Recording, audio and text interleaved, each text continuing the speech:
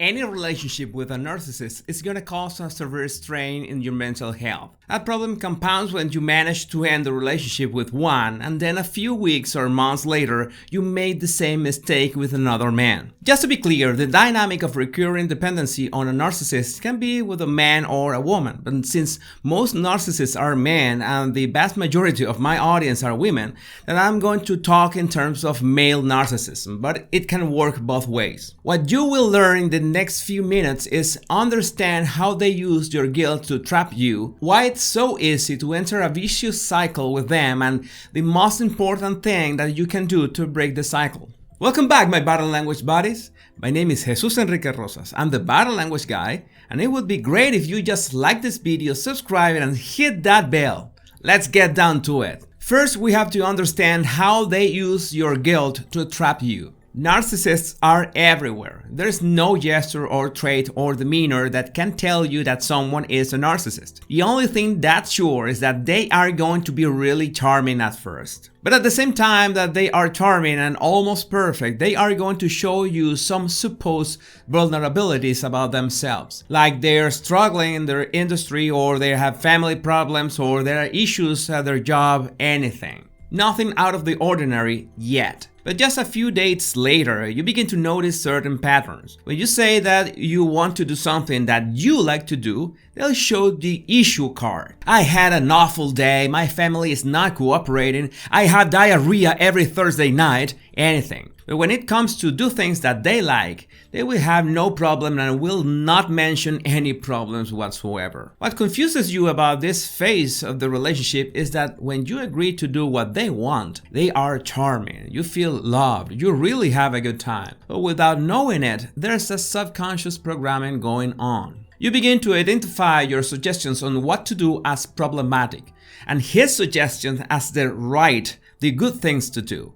And this is positively reinforced because he makes you feel really good every time you agree to do what he wants. If you ever make a claim about what you want, they will show the issues card again. Play the victim and say, "You're so selfish." They're going to make you feel guilt, and you will immediately doubt yourself because yes, you like hanging out with him, and what you want, well, you don't want it so much after all. It is absolutely important that you understand that the first time this happens, you will not see it coming.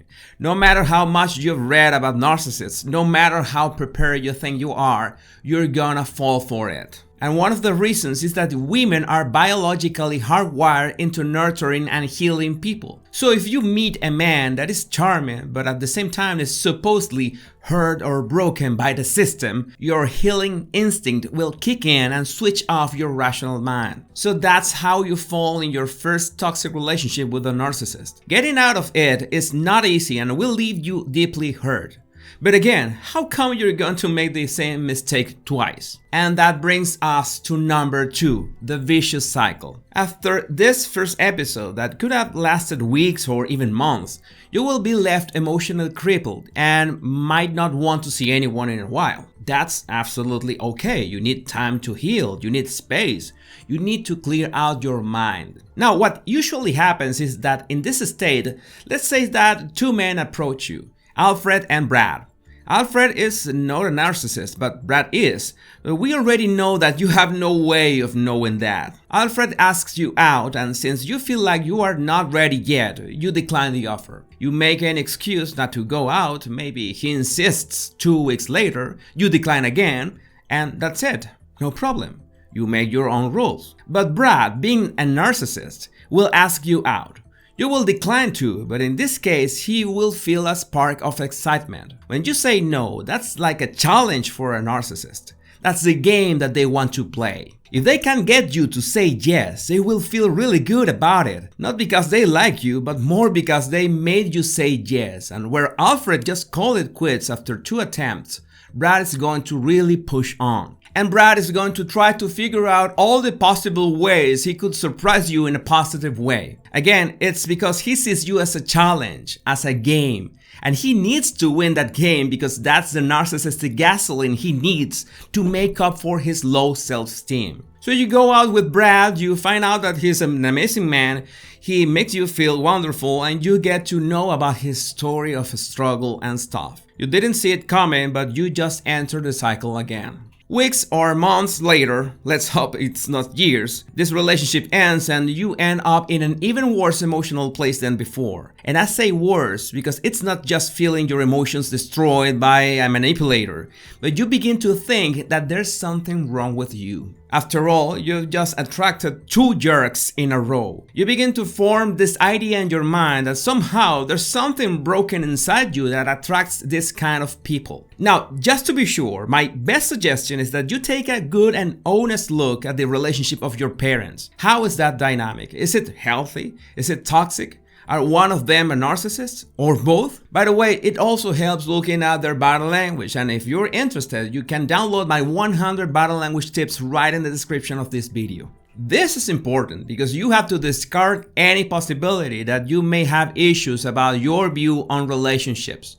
And our family is always a template we use as a reference to experience the world. Even so, you could have parents with a healthy relationship and still fall prey to a narcissist. And most of the times, no, there's nothing wrong with you. And that brings us to number 3, how to break that toxic cycle. You remember Alfred from a few months ago? Well, guess what? He's messaging you again. He wants to ask you out, you're thinking about it, but all of a sudden and out of nowhere, you stumble upon Fernando. And Fernando is the perfect man. Like Mexican soap opera perfect. But this time something happens. Your natural alarms go off and you begin to have doubts, but not about Fernando with his long and wavy hair, but about yourself. Yes, this is absolutely bonkers, but women that were victims of narcissists, even several times, will develop this feeling that somehow it was their fault. After all, women have a sixth sense, intuition, so how come you did not see it coming? By this point, you don't know who Fernando really is. He is charming, has his flaws, has problems like everyone else, but the answer is not in Fernando or in any man for that matter. The answer lies in your own boundaries, and for that you must switch on your rational side and common sense. And this is easier for some women than others.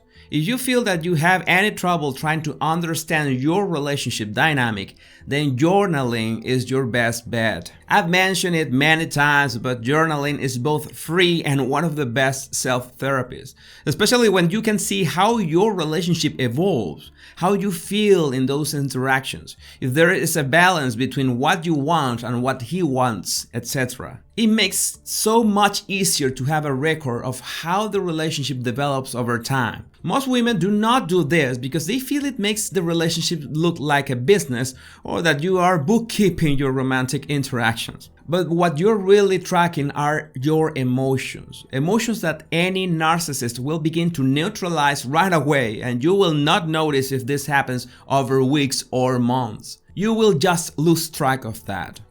Remember that a narcissist will use gaslighting tactics to make you feel bad about yourself, to make you doubt your judgment, and ultimately neutralize your emotions so he can take over. Checking out your past entries in your journal will help you maintain a perspective on your own emotions and be able to make timely decisions if you have to call it quits when it's going south. Regarding Fernando, your journal has helped you keep track of your emotions and the evolution of the relationship. In this case, you have the feeling that this is a healthy relationship based on respect. It is not completely devoid of conflict, no relationship is.